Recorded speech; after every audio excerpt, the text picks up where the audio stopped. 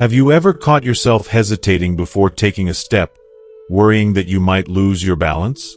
It's a feeling many of us didn't expect to face as we got older.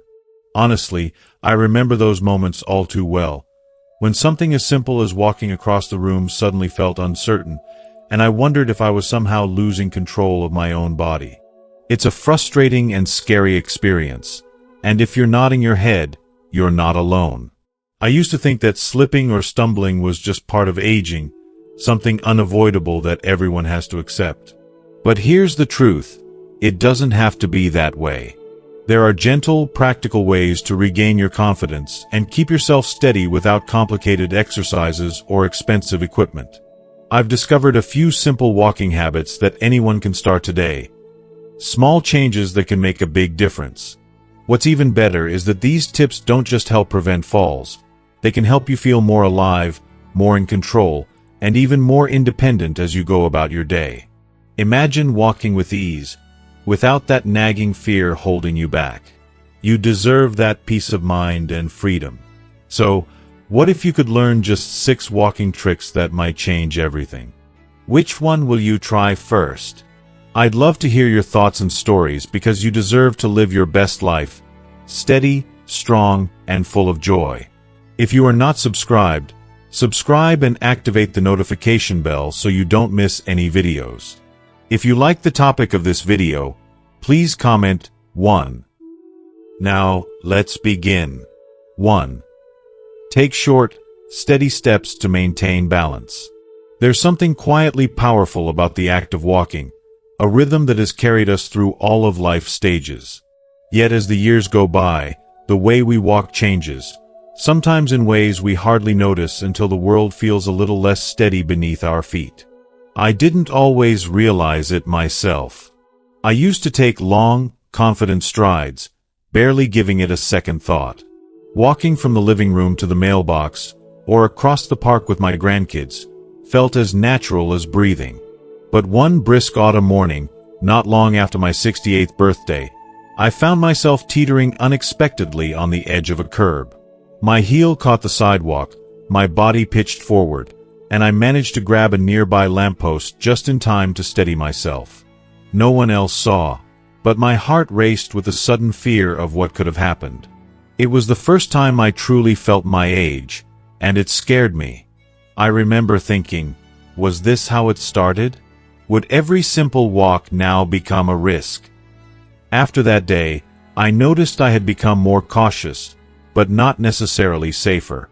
I caught myself overcompensating, either shuffling too slowly or trying to rush to cross the street before the light changed. Both approaches left me feeling off balance. I realized that the way I had walked all my life might not be the best way for me anymore. That's when I stumbled, no pun intended, across a simple but powerful idea. Take short, steady steps. It sounded almost too easy, but the more I learned, the more it made sense. See, our bodies aren't quite as springy as they were decades ago. Muscles may not respond as quickly, and our sense of balance can become a little less sharp, especially if we're dealing with things like arthritis or old injuries. Taking long, swinging strides might look confident, but for older adults, it shifts the center of gravity too far forward, making it easier to trip or stumble. I started practicing short, steady steps around my own home first. At first, it felt a bit awkward, like I was learning to walk all over again. My feet landed closer to my body, and I tried to make sure each step was placed securely before the next. I paid attention to my posture, keeping my shoulders back and my core gently engaged. It was almost like developing a new habit, something that required a bit of mindfulness at the beginning. But soon, I noticed something remarkable. My sense of control returned. Short, steady steps keep your body's center of gravity stable and right over your feet, rather than swinging it wildly with each stride. This makes it so much less likely that you'll catch your toe on a rug or the edge of a step. It also means your foot has more time to find a solid landing. I was amazed at how much more confident I felt, even on days when I was tired or when the floor was a bit slippery from the rain. It turns out, there's real science behind this approach. Physical therapists have studied walking patterns in older adults for years and found that those who take shorter, more deliberate steps are far less likely to fall. It isn't about walking slowly like a tortoise, but about being deliberate, placing each foot gently, feeling the ground, and letting the body adjust naturally with every step. With time, this way of walking becomes second nature. My friend Margaret, who's a year older than I am, used to laugh at me when she first noticed my mini steps. She always had a reputation for being quick on her feet. Her grandkids used to joke that she was the fastest grandma in her neighborhood. But after a minor fall in her kitchen last winter, she called me up, embarrassed but looking for advice. "You were right about those short steps," she admitted, her voice softer than usual. "I started practicing around the house, and it helps. I feel steadier, like I'm less likely to wobble or lose my balance. My daughter even said I look more confident when I walk." That's the beauty of this simple shift. It doesn't require any equipment, special shoes, or hours of therapy. All it asks is for a little attention, a willingness to listen to your own body and adjust to what it needs now, not what it used to do years ago. For me, it turned walking from something I dreaded back into a source of joy and freedom. Of course, there are days when I still forget. Old habits die hard, and sometimes my mind wanders and I catch myself speeding up again. On those days, I gently remind myself, short, steady steps. I find a rhythm, almost like a gentle dance. If I'm walking outdoors, I pause now and then to feel the sun or watch the leaves rustle in the breeze. I'm not in a rush. There's peace in knowing I'm caring for my body with each careful movement. You might notice, too, that taking short, steady steps has other surprising benefits. It can help ease the strain on your joints, especially if you have knee or hip troubles. Because you're not swinging your legs out so far, you're less likely to twist awkwardly or land hard on your heels. Your balance improves, your risk of stumbling drops, and your overall confidence grows. Even those around you might notice the difference. Family, friends, or neighbors may remark on how secure you seem. Sometimes, the hardest part is accepting that change is necessary. Many of us spent decades walking with big, confident strides.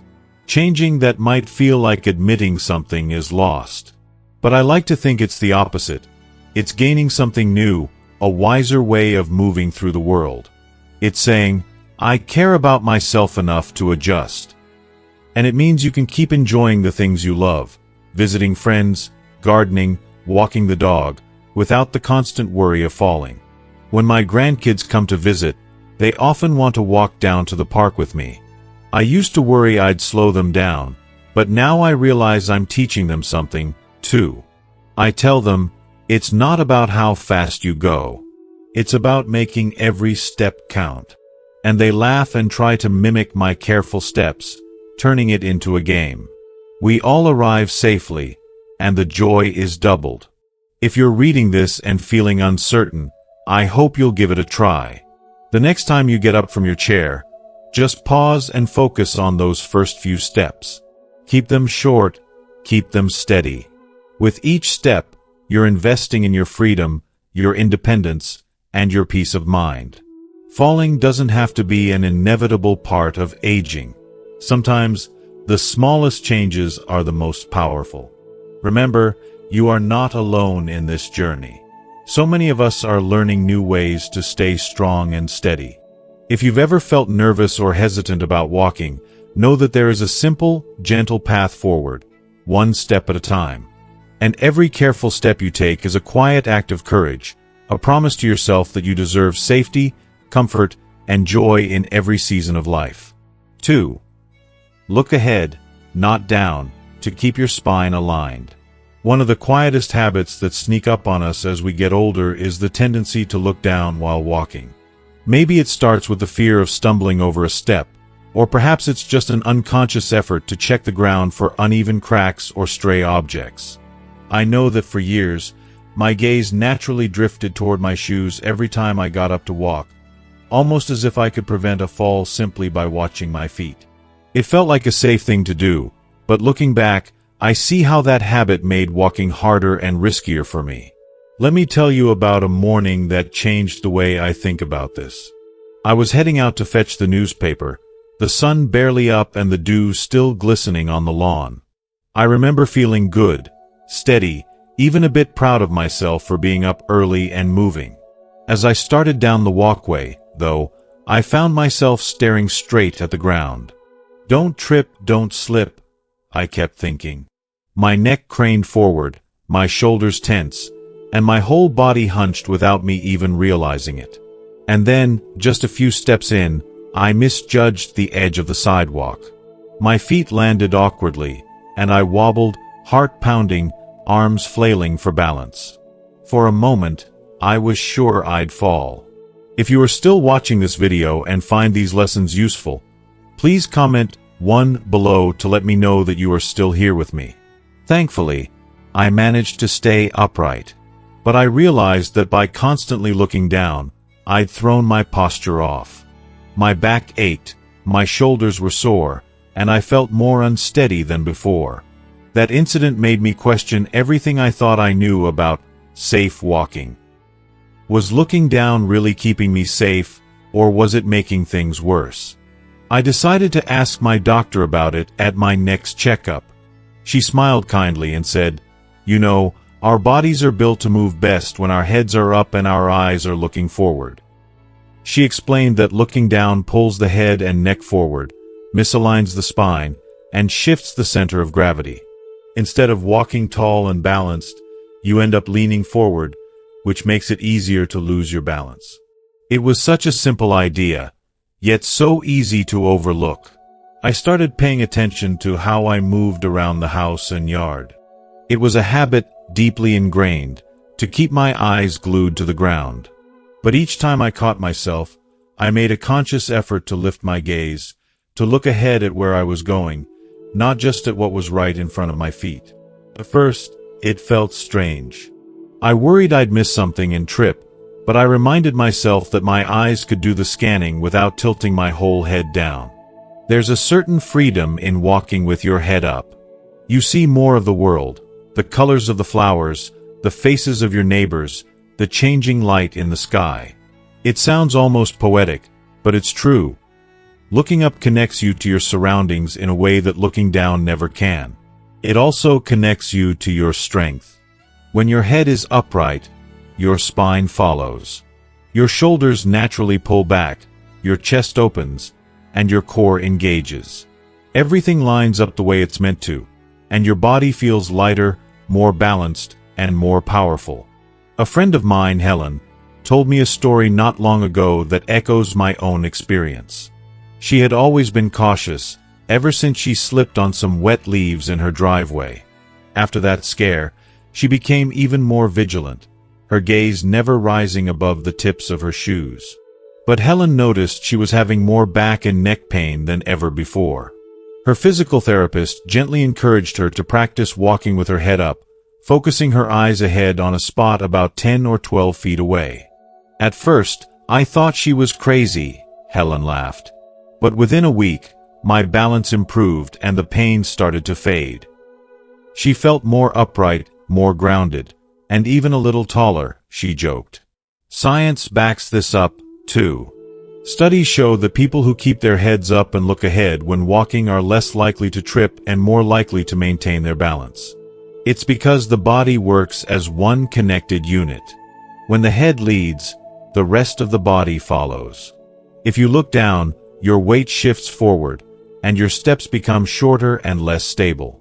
If you look ahead, your posture corrects itself and each step lands with more confidence and security. Changing a habit like this takes patience. Even now, I sometimes catch myself falling back into old patterns, especially if I'm tired or distracted.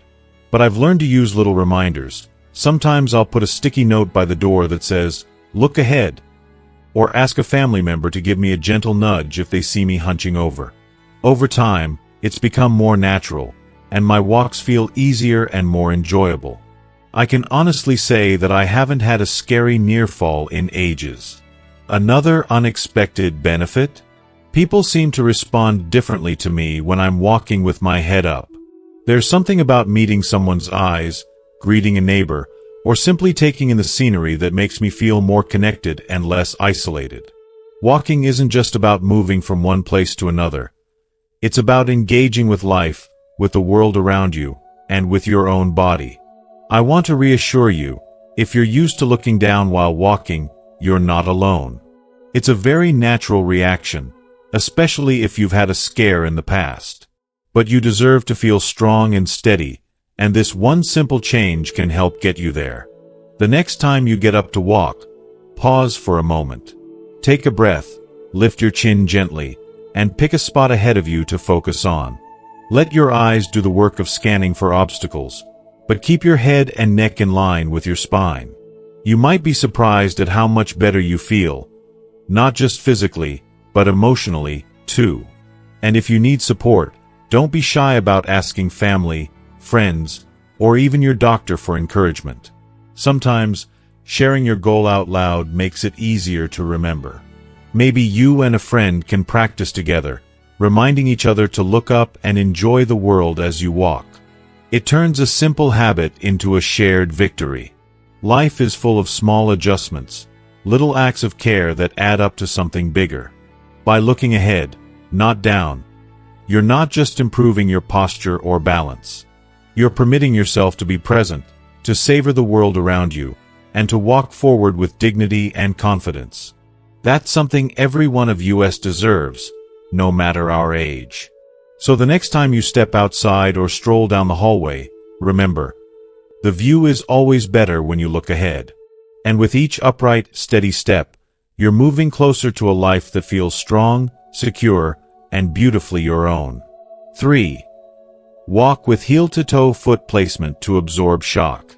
There's a secret to walking that most of us never think about. At least, not until we begin to notice little aches in our knees or the subtle jolt that comes with each step. For decades, walking was something I did without a second thought. Shoes on, out the door, errands to run, life to live. My feet hit the ground, and I simply moved forward, never pausing to consider how each step was landing or whether there was a better way. But, as the years crept on, things started to change. I remember walking down the aisles at the grocery store, the linoleum beneath me echoing with every footfall. At first, I just chalked up the soreness in my legs and the twinge in my hips to getting older, a phrase I'd started to use more often than I'd like to admit. Still, there was a nagging sense that maybe, just maybe, there was more to it than age. One afternoon, my granddaughter, a college student studying physical therapy, watched me shuffle across the kitchen. She smiled that gentle, knowing smile of hers and asked, "Grandpa, have you ever paid attention to how your feet touch the ground?" I chuckled at the question, but the truth was, I hadn't. She explained that walking, especially as we get older, is about much more than just moving forward. It's about how we move, specifically, how we place our feet with each step. She taught me something simple but powerful: the heel-to-toe step. She demonstrated, slowly rolling her foot from her heel, letting the sole gently meet the ground, and finally pushing off with her toes. It looked so graceful and natural when she did it, but I realized I had been stomping flat-footed or even shuffling for years. No wonder my joints felt jarred after even a short walk. That night, I thought about her words as I walked from the living room to the bedroom. I tried to place my heel down first, then roll smoothly onto the ball and push off with my toes. At first, it felt awkward, almost forced, as if I was exaggerating each movement. But with every step, something shifted, literally and figuratively. I could feel my weight being absorbed more evenly, the pressure on my knees lessening, and a lightness returning to my stride. The heel-to-toe motion isn't just some fancy trick. It's the natural way our bodies were designed to walk. When we land on our heel, the shock of impact is spread across the foot, through the ankle, and up the leg in a gentle wave. This softens each step, protects our joints, and helps us balance better, especially if we're dealing with old injuries or arthritis. For years, I'd been skipping this built-in cushion, and my body was paying the price. My friend Louise, who lives a few blocks away, used to struggle with a persistent ache in her shins and hips. We often joked about how the local sidewalks seemed to get harder every year. When I shared what I'd learned from my granddaughter, Louise was skeptical at first. "I've walked this way my whole life," she insisted. But one rainy morning, she gave it a try. She later called me, almost giddy with surprise, and said, "You know, it feels like I'm gliding instead of stomping. I don't get nearly as tired, and my legs don't ache the same way." It's funny how such a small adjustment can have such a big impact. Physical therapists will tell you that heel-to-toe walking reduces shock, improves stability, and makes walking easier on your entire body. It encourages your natural arch to flex, keeps your steps steady, and strengthens the muscles in your feet and legs over time. The more you do it, the more it becomes second nature, like riding a bike. Of course, old habits die hard. There are days when I slip back into my shuffling ways, especially when I'm tired or distracted. But every time I consciously return to that rolling, heel-to-toe step, I notice the difference immediately. My walks feel smoother, my joints thank me, and I finish with more energy than when I started. One thing I love about this approach is that it doesn't require any special shoes, equipment, or training. You can start right where you are. Just stand up, take a breath, and focus on how your foot meets the floor. Start by placing your heel down gently, then let the rest of your foot roll forward, finishing with a light push from your toes. If you need to, practice barefoot at home where you can feel the movement. Some people even practice walking heel to toe along a straight line, like balancing on an imaginary tightrope, to build extra confidence and control. There's also a subtle joy that comes with moving this way. Walking becomes more than just a chore or a means to get from one place to another. It becomes a mindful, almost meditative experience. You become aware of your body, the way your muscles work together, and the rhythm of your breath. Sometimes I like to take a walk in the park and pay attention to how each step feels. It brings me back to the present moment and helps me appreciate the freedom and independence that walking gives me.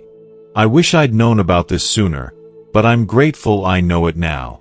And the best part is, it's never too late to start. Whether you're recovering from an injury, hoping to keep up with your grandchildren, or just want to feel steadier on your feet, learning to walk heel to toe can make a world of difference.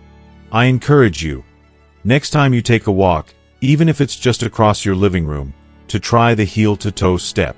Notice how your body feels, how your balance improves, and how much lighter your joints seem.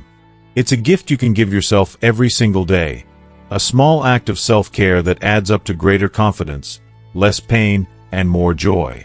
If you ever feel discouraged or think, "It's too late for me to change," remember that every step is a new beginning.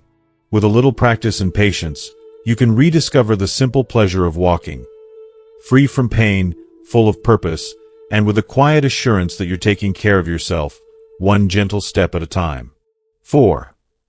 Use your arms as natural stabilizers by letting them swing. If you are still watching this video and find these lessons useful, please comment 2 below to let me know that you are still here with me. Sometimes, when we think about balance, our minds go straight to our feet and legs. We forget just how much our arms help us walk safely. I'll admit, for much of my life, I paid no mind to what my arms were doing when I was out for a stroll. They were just there, hanging at my sides, or, especially on colder days, tucked into my jacket pockets for warmth. It seemed harmless, even comforting, to walk with my hands hidden away or clutched tight to a bag of groceries. I never imagined it could make a real difference to my stability. That all changed after a little incident that, at the time, felt like a minor embarrassment but taught me a lifelong lesson. It was an early spring morning, and I'd stepped outside to greet the day with my usual loop around the neighborhood.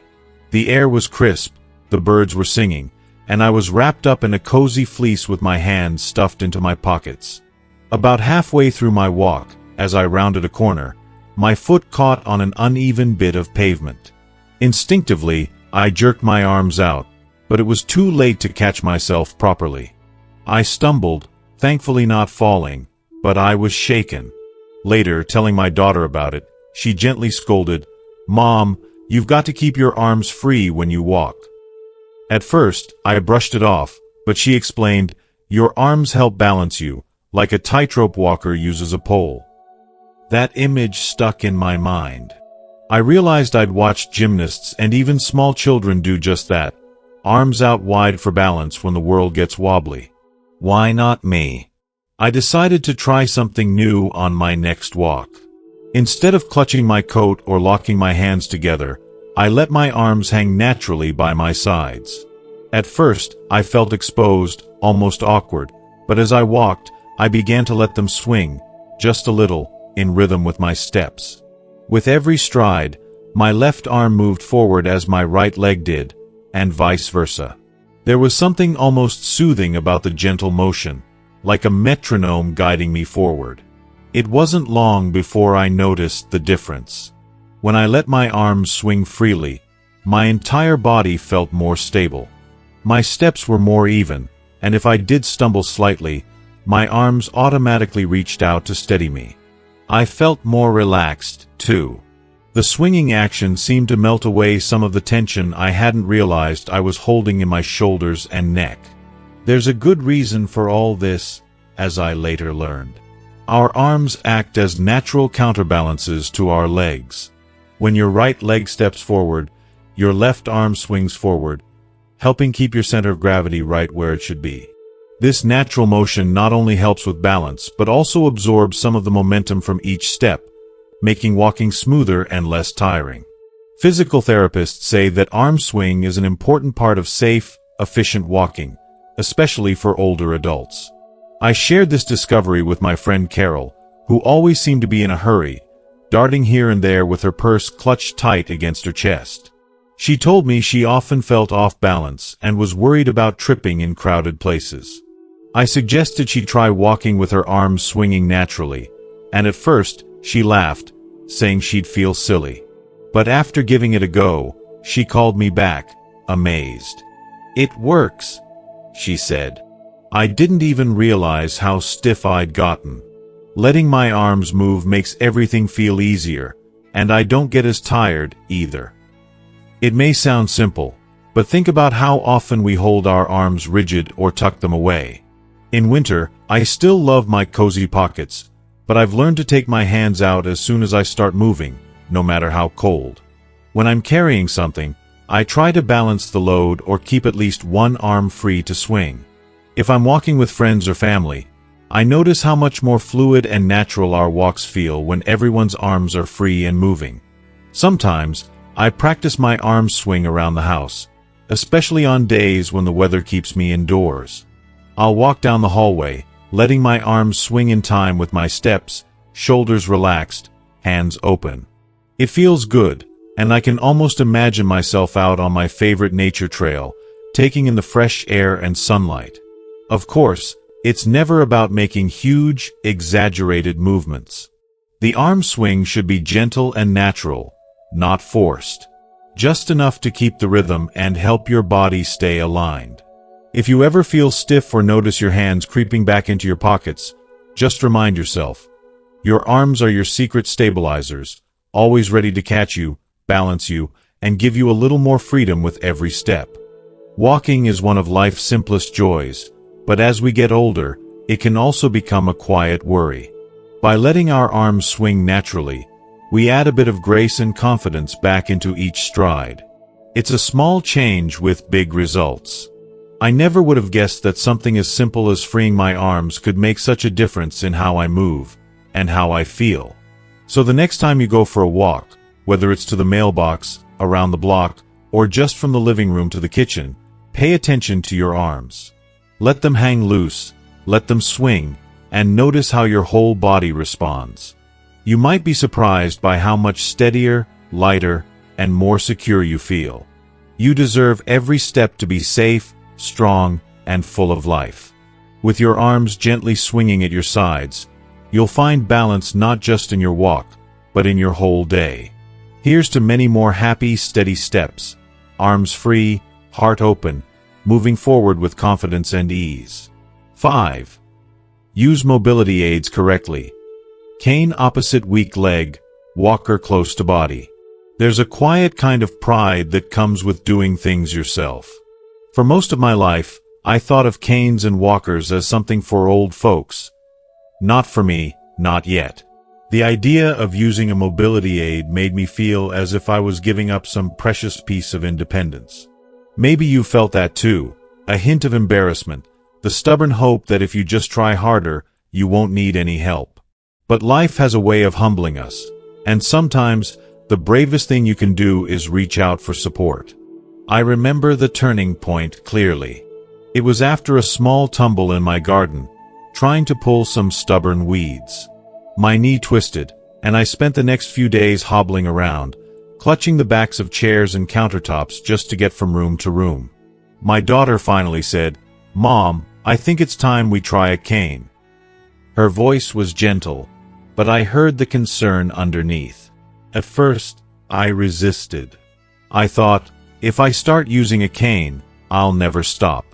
I don't want people to see me as fragile.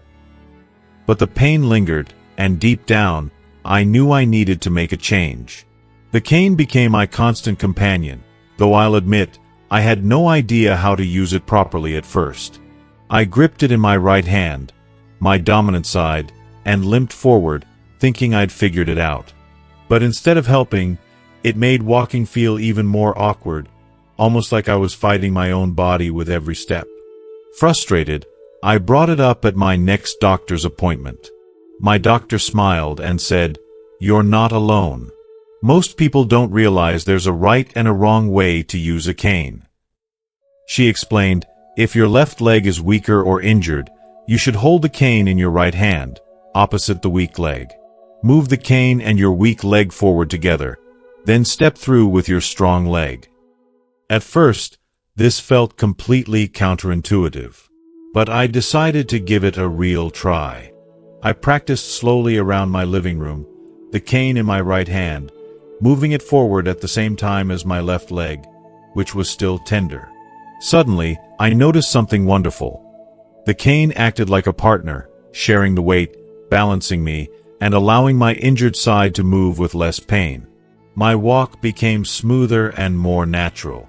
It was as if I'd finally learned a quiet secret that had been hiding in plain sight. And I wasn't alone in this discovery. My neighbor Bill had switched to using a walker after a hip replacement. He confessed that at first, he pushed the walker way out in front of him, thinking it would give him extra security. Instead, he'd end up hunched over, struggling to catch up to the walker, putting himself at risk for another fall. When his physical therapist visited, she taught him to keep the walker close to his body. Just a small step ahead, never too far. Let the walker move with you, not away from you, she said. Bill noticed a big change. With the walker close, his posture improved. He could stand taller, walk steadier, and even manage small curbs with confidence. It wasn't about racing to the finish. It was about working with the aid, not against it. The truth is that mobility aids aren't a sign of weakness. They are tools of independence, confidence, and freedom. When used correctly, they keep us doing the things we love: gardening, shopping, visiting friends, or just enjoying a stroll outside. But using them the wrong way can make things harder, less safe, and more tiring. If you're using a cane, remember, hold the cane in the hand opposite your weaker or injured leg. Move the cane forward at the same time as the weak leg. Plant both the cane and your weak leg on the ground, then step through with your strong leg. Stand tall, shoulders relaxed, and don't lean all your weight on the cane.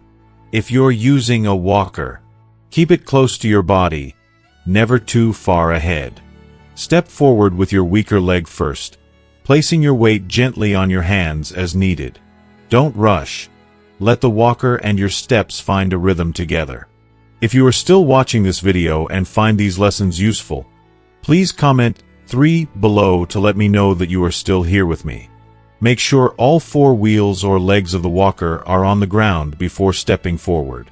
Sometimes, it takes a little time to get comfortable. You might feel awkward or self-conscious at first. You may worry about what other people think. But the more you practice, the more natural it becomes. And what matters is your safety, your comfort, and your continued independence. My granddaughter often reminds me, "Grandma, it's not about looking strong, it's about being smart." There's wisdom in those words. The strongest thing we can do is take care of ourselves, ask for help when we need it, and use the tools available to us. If you're not sure which aid is right for you, or how to use it, don't hesitate to ask your doctor or a physical therapist. Sometimes just a few minutes of demonstration can open up a whole new world of mobility. And if you see a friend or neighbor struggling, gently offer what you've learned. Sometimes, sharing our stories helps others take that first, brave step. It's not about giving up. Far from it. Using a cane or walker correctly is about holding on fiercely to the life you love. It's about opening the door to new adventures, steady on your feet, and walking proudly toward every new day. So if you've been hesitating, let this be your encouragement. There's no shame in using a little support. There's only wisdom, courage, and the bright hope of many more safe, happy journeys ahead. Keep your aid close, use it well, and trust yourself. Every step you take, with help or without, is a victory. And you are never, ever alone. 6. Practice daily balance exercises to build muscle memory. Balance. It's something many of us take for granted until suddenly, it feels a little wobbly, like a breeze might knock us over or the floor beneath isn't quite as steady as it used to be. I remember the first time I really became aware of my balance slipping. It wasn't dramatic, a slight hesitation stepping off the curb, a cautious pause on a patch of slick kitchen tile. But it was enough to make me think, I need to do something about this. I realized that maintaining balance isn't just about luck or genetics. It's a skill, a kind of muscle memory that our bodies learn and rely on. The good news is that it's a skill that can be strengthened at any age. You don't need a gym membership or fancy equipment. Just a little time each day dedicated to simple exercises can help rebuild your body's natural ability to stay steady and strong. One of the first exercises I tried was something I could do right in my bathroom, brushing my teeth. It sounds almost too easy to be true, standing on one foot for just a few seconds while holding the sink for support. But it surprised me how much my muscles had forgotten to work together. At first, my foot would wobble, and my body felt tense. But with practice, my balance improved, and standing on one foot became something I could do without gripping the counter. Another favorite is the slow heel-to-toe walk down the hallway. I imagined I was walking a tightrope, placing one foot directly in front of the other, heel to toe, taking deliberate, careful steps. It wasn't about speed, it was about control. After just a few days, I noticed I was more aware of how my body moved and more confident in my steps. Building muscle memory through these balance exercises means teaching your body how to react automatically when you lose stability. It's like training a loyal friend inside you to catch you before you fall.